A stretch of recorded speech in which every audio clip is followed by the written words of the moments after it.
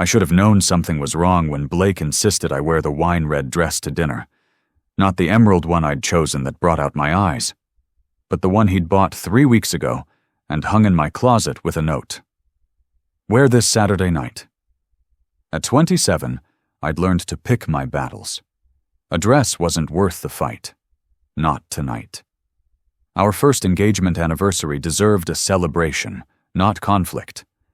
Magnolia's restaurant sat on Charleston's historic Battery, all crystal chandeliers and floor-to-ceiling windows overlooking Charleston Harbor. I'd been here once before for my promotion celebration at the architectural firm. Blake had complained about the prices all evening. Tonight, he'd made the reservation himself. My heels clicked across the marble entryway as the maître d' greeted me with a smile that didn't quite reach his eyes. "Miss Hartley, your party is already seated." "Your party, not your fiancé. That should have been my second warning." I followed him through the dining room, feeling eyes tracking my movement. Magnolia's attracted Charleston's elite, old money families who'd built empires through shipping, real estate, and Southern hospitality. I recognized faces from charity galas and business magazines. 200 people, easily, all dressed in designer labels. Blake sat at a table near the center. Prime visibility. But he wasn't alone. Madison Vanderbilt occupied the chair that should have been mine. Blonde hair in perfect waves, a dress that probably cost 6 figures, and a smile sharp enough to draw blood. Her family owned the Vanderbilt hotel chain across the South. She'd been on Southern Business Magazine's cover last month.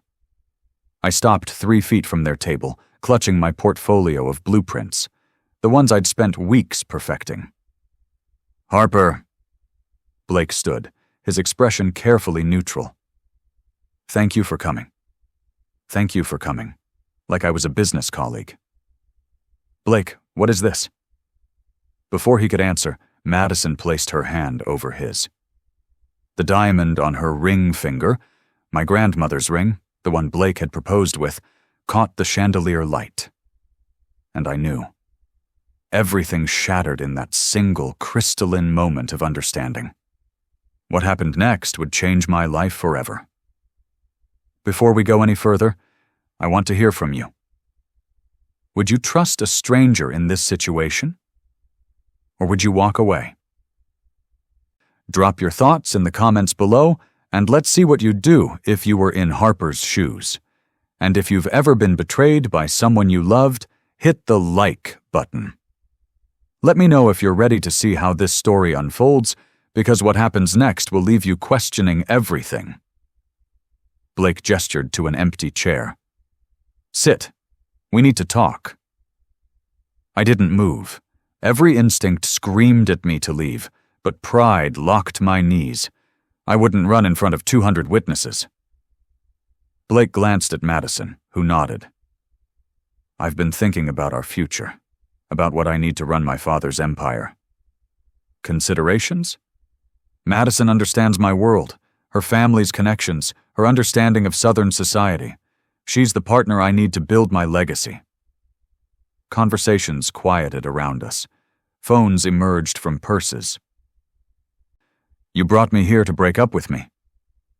"I'm ending our engagement." Blake pulled out a velvet box, my ring.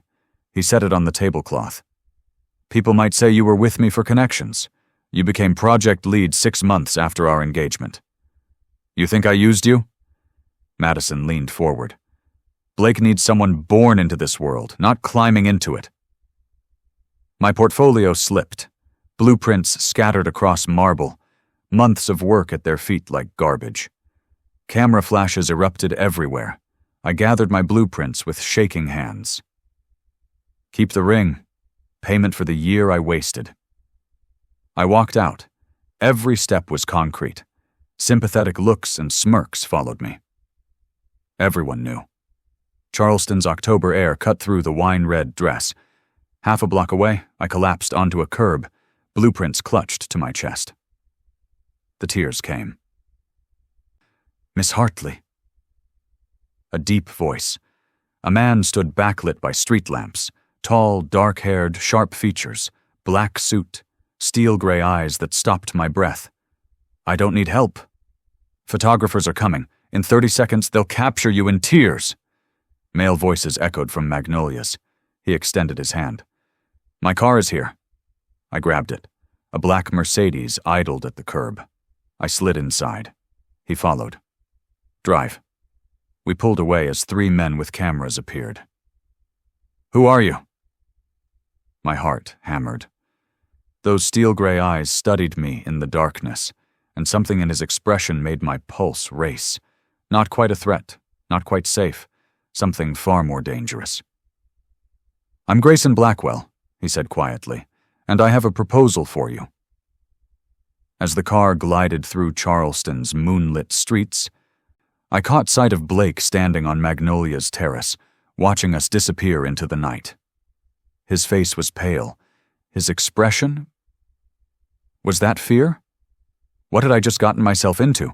The car's interior smelled like leather and something expensive I couldn't name. I pressed against the far door, heart hammering. "You still haven't told me what you want." "6 months," Grayson said, his voice calm and controlled. "A contractual marriage for business purposes." I stared at him. "Excuse me?" "I need a wife to finalize several major acquisitions. The board members I'm dealing with are traditional. They value stability, family structure. A wife provides legitimacy." This is insane. Perhaps. He turned those steel gray eyes on me. "But you need 2 things right now: financial security and revenge against the man who just humiliated you." "I can provide both." "I don't need revenge." "Check your phone." I didn't want to, but my hand moved to my purse anyway. Notifications flooded the screen. The video was already viral, hashtags trending, comments dissecting every moment of my humiliation. The gold digger got what she deserved. Blake Chambers dodged a bullet. Poor thing, but she should have known better. My throat tightened. "They'll fire me." "Probably," Grayson said without softening it. "A social media scandal doesn't align with most firms' reputations, which brings me to my offer." The car glided through Charleston's historic district, past mansions I'd only admired from the outside. "6 months as my wife," he continued. "In exchange, I'll ensure Blake Chambers' career ends before it begins, and I'll pay you $500,000. The number hung between us. $500,000, enough to start my own firm, enough to never depend on anyone again. Why not find someone who actually wants to marry you? Because this is business, not romance. Romance complicates things." His expression remained neutral. "You need financial security and vindication. I need a spouse to close deals worth substantially more than what I'm offering you. It's a transaction." "And if I say no?" "Then you deal with tomorrow's fallout on your own." His tone held no judgment. "Fair warning. It will be brutal. Your firm will likely terminate you by Monday. Blake's family has significant influence in Charleston's architecture community. You'll be blacklisted." The car stopped in front of a modest apartment building. My building. "Think about it, Miss Hartley." Grayson handed me a business card. Simple. Expensive cardstock with only a phone number. "Call me when you're ready to discuss terms." I climbed out, legs shaky, blueprints crumpled against my chest. As the Mercedes pulled away, my phone buzzed. A text from my boss. "We need to talk Monday morning. Come prepared." I looked down at Grayson's card, then back at my phone, where the video had been shared another 1,000 times in the last 5 minutes. What choice did I really have? I lasted 2 days. 2 days of watching the video spread across every platform. 2 days of sympathetic texts that felt more like pity. 2 days of my boss's vague email. "Let's discuss your future with the firm on Monday." On the morning of the 3rd day, I stared at Grayson Blackwell's business card and made a decision that would either save my life or destroy what remained of it. The phone rang once before a male voice answered. "Address." "Not hello, how can I help you? Just the immediate question. I gave him my office address. He hung up without confirming anything. 20 minutes later, a text arrived. Black sedan outside in 5 minutes. The sedan took me through Charleston's industrial waterfront. Not the glossy tourist area, but the working docks where cargo ships unloaded. We stopped in front of a building that looked abandoned from the outside. Inside contradicted everything. Modern office space, sleek furniture, state-of-the-art technology. And men, 3 of them positioned strategically, all watching me with alertness that suggested military training. Miss Hartley. Grayson emerged from an office, and daylight made him more intimidating. Tall, powerfully built, wearing another perfect suit. Thank you for coming. I haven't agreed to anything. But you're here. He gestured toward his office. Which means you're considering it.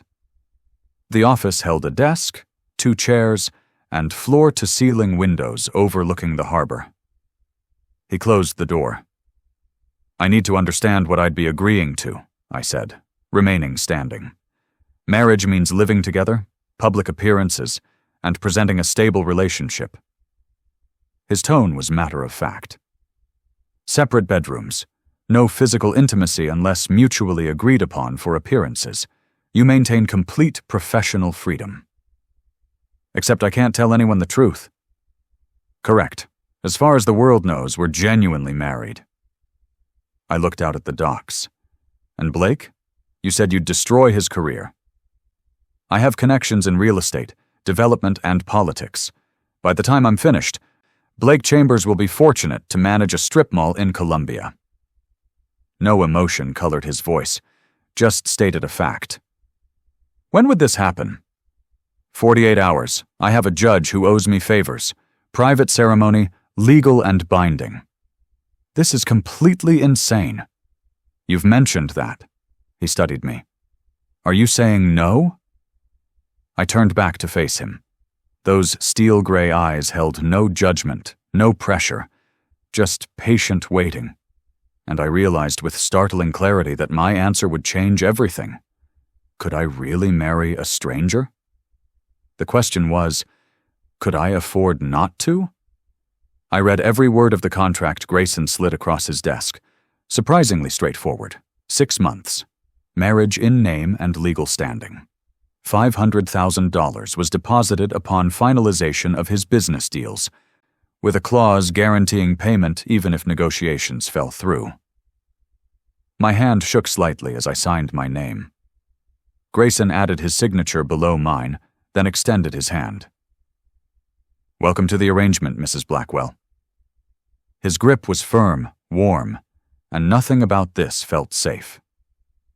48 hours later, I stood in a judge's private chambers wearing a simple cream dress I'd bought that morning. No guests, no flowers, no illusions about what this was. The judge, a silver-haired woman who clearly owed Grayson significant favors, performed the ceremony in less than 10 minutes. When she pronounced us husband and wife, Grayson kissed me. Brief, professional, but his lips lingered just long enough to make my breath catch. Congratulations, the judge said without warmth. May your union be productive. Grayson's penthouse occupied the entire top floor of Charleston's newest luxury building. Floor-to-ceiling windows overlooked the harbor. Marble floors, modern furniture that probably costs more than I'd earned in 5 years. Everything screamed wealth and power. Your room.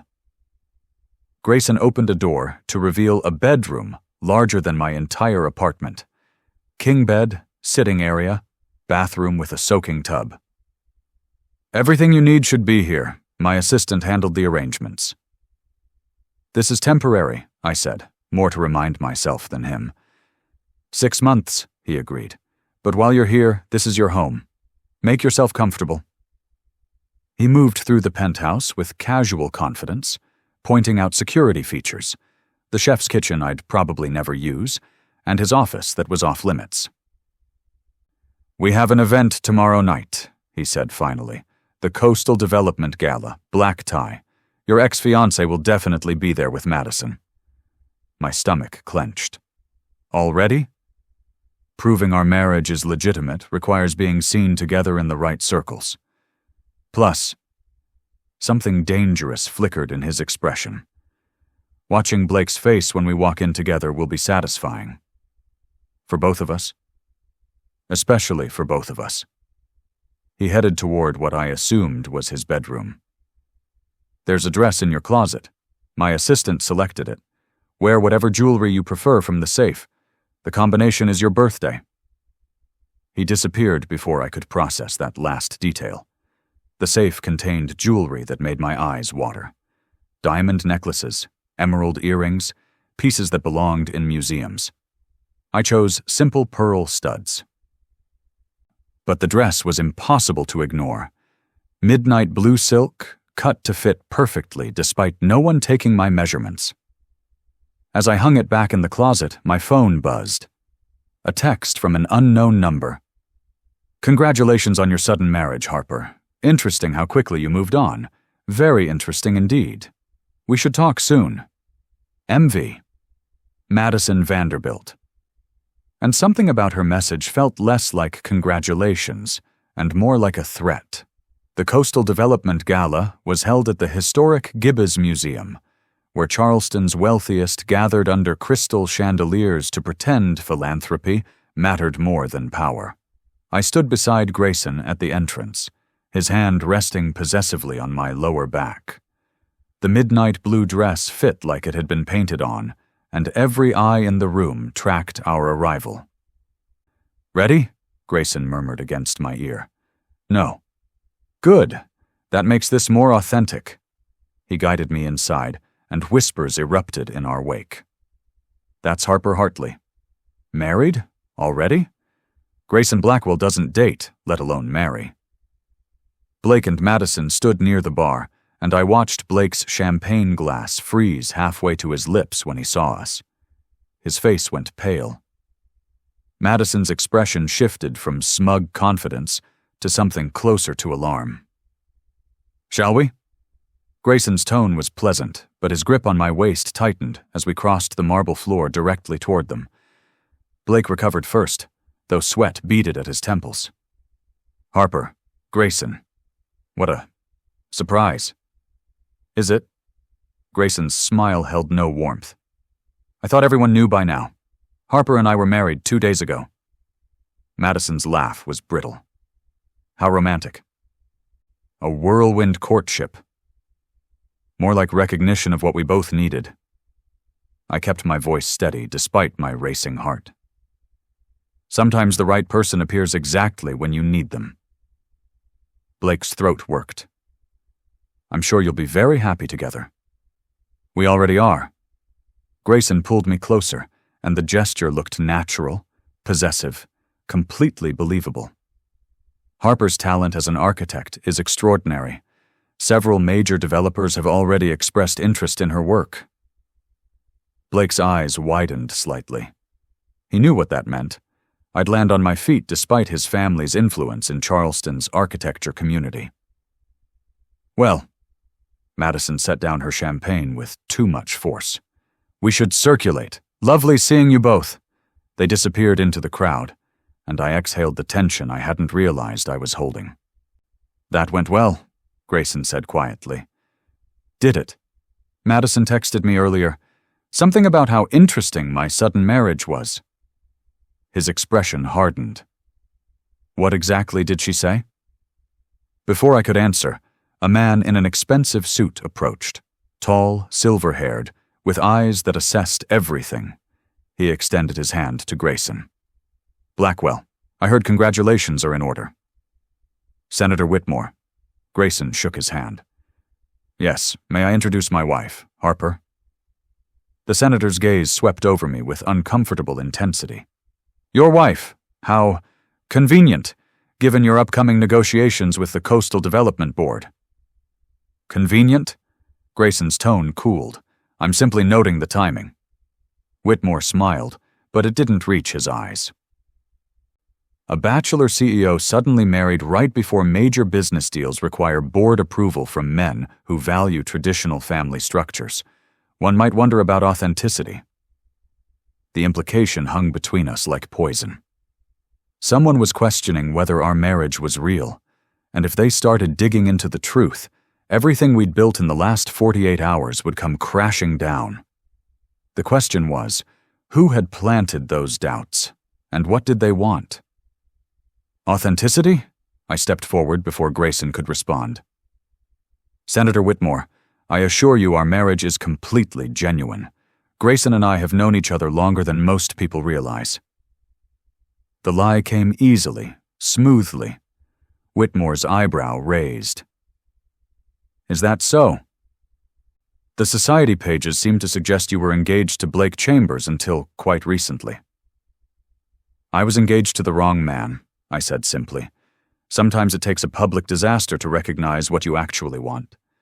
Grayson has been a friend and colleague for months. When my engagement ended, he was there. The rest happened naturally. Grayson's hand tightened on my waist. Approval or warning, I couldn't tell. Whitmore studied us both, then nodded slowly. Well, I wish you both every happiness. Blackwell, we'll speak more about those coastal development contracts next week. He disappeared into the crowd, and Grayson guided me toward a quieter corner near the museum's sculpture exhibit. That was impressive, he said quietly. Quick thinking. He was testing us. Someone told him to question our marriage. Madison. Or Blake. I glanced across the room where they stood with a group of older men in expensive suits. They both have reasons to want your business deals to fall through. Blake's father. Grayson's expression darkened. Richard Chambers sits on the Coastal Development Board. If he believes our marriage is a sham, he'll block every contract I'm negotiating.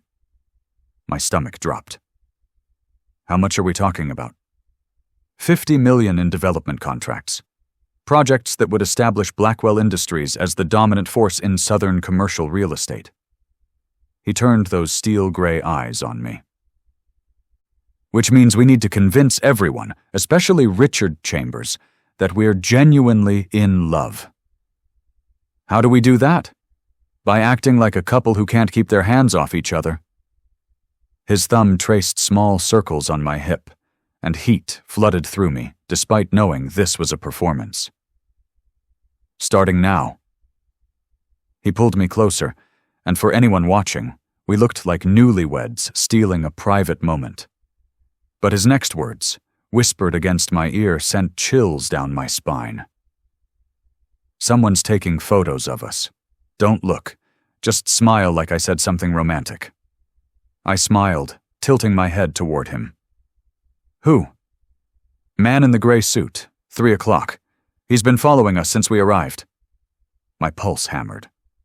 Working for Blake? Or someone else entirely? Grayson's jaw tightened. We have a bigger problem than I thought. Before I could ask what he meant, the lights in the museum flickered once, twice, then died completely. Screams erupted in the darkness. Grayson's hand found mine immediately, pulling me close. Stay with me, he commanded. But through the chaos and confusion, I heard footsteps approaching, fast, purposeful, headed directly toward us. Someone had used the blackout as cover, and they were coming for one of us. This way! Grayson pulled me through the darkness with absolute certainty, navigating the museum like he'd memorized every exit.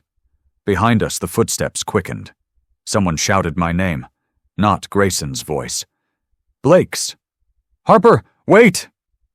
Keep moving, Grayson commanded, his grip on my hand unbreakable. Emergency lighting kicked in, casting everything in eerie red. We burst through a service door into a narrow hallway lined with storage rooms. Grayson slammed the door behind us, engaging the lock. What's happening? My heart hammered against my ribs. Someone cut the power deliberately. He pulled out his phone, typed rapidly.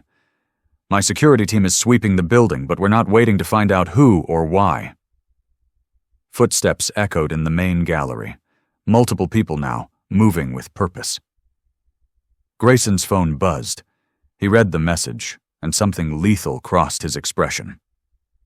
Blake's father just announced to the board that he has evidence that our marriage is fraudulent.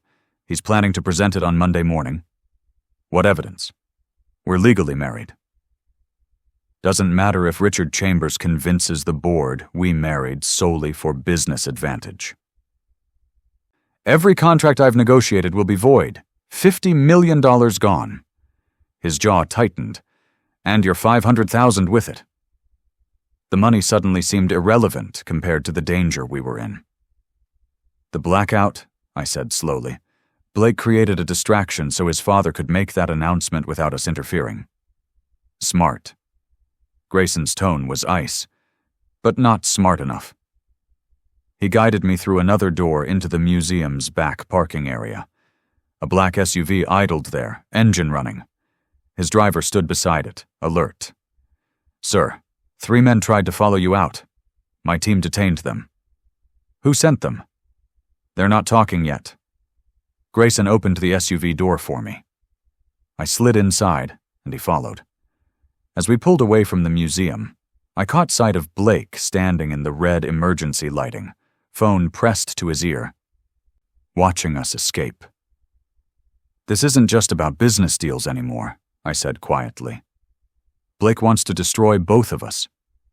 Grayson's expression was granite. "Then we destroy him first. But we need to move faster than I planned." "What does that mean?" He turned those steel-gray eyes on me, and what I saw there made my breath catch. Not just determination. Something deeper, more dangerous. "It means we make this marriage look so real, so unbreakable that no one will question it." His hand found mine in the darkness of the SUV. "Starting tonight." As we drove through Charleston's empty streets, his thumb traced patterns on my palm that felt less like performance and more like promise. And I realized with startling clarity that the lines between our contract and reality were beginning to blur in ways neither of us had anticipated. But could I trust these feelings? Or was Grayson Blackwell just an exceptional actor playing the role of devoted husband? The penthouse felt different when we returned. Less like a fortress, more like a trap. Grayson poured whiskey from a crystal decanter and handed me a glass without asking if I wanted it. "Drink. You need it." I obeyed, the liquid burning down my throat. "What happens Monday when Richard Chambers presents his evidence?" "We present ours." Grayson loosened his tie, and for the first time since I'd met him, he looked rattled. "Photos of us together. Documentation of our relationship timeline. Witnesses who will testify we've been seeing each other for months. But we haven't. No one knows that except us." He moved to the windows overlooking Charleston Harbor. "I have people who'll swear they saw us at restaurants. Galleries, private events. We build a history that can't be disputed." "You're talking about creating false evidence." "I'm talking about protecting what's mine." He turned to face me, and the intensity in his expression made my pulse race. "This marriage might have started as a contract, Harper, but I don't lose. Not to Blake Chambers, not to his father, not to anyone." The possessiveness in his tone should have frightened me. Instead, it sent heat through my veins. "What do you need me to do?" "Convince everyone you're in love with me." He closed the distance between us, each step deliberate. "Can you do that?" "I'm an architect, not an actress." "You don't need to be an actress." His hand cupped my face, thumb brushing my cheekbone. "You just need to stop fighting what's already happening between us." My breath caught. "Nothing's happening between us." "Liar." His voice dropped to barely above a whisper. "I see the way you look at me when you think I'm not watching. The way your breath hitches when I touch you. This stopped being just business the moment you signed that contract." "Grayson," he kissed me. Not the brief, professional kiss from our wedding ceremony. This was claiming, demanding everything our contract said we wouldn't do unless it was for show. And there was no one here to perform for except ourselves. I should have pulled away. Should have reminded him about boundaries and separate bedrooms and the very clear terms we'd agreed to. Instead, I kissed him back with equal intensity, my hands fisting in his shirt, pulling him closer. When we finally broke apart, both breathing hard, his forehead rested against mine. "Tomorrow," he said roughly, "we start building our story. Tonight?" His lips brushed mine again. "We decide if this is still pretend." My phone shattered the moment, buzzing violently on the counter. I pulled away from Grayson to check it. A message from an unknown number, but the attached photo made my blood run cold. It was us, in Grayson's office 3 days ago, signing the contract. The angle suggested someone had been watching through the windows. The message read, "6 months for $500K? Blake's father will love this, unless you want to negotiate." Someone had evidence of our arrangement, and they were ready to use it.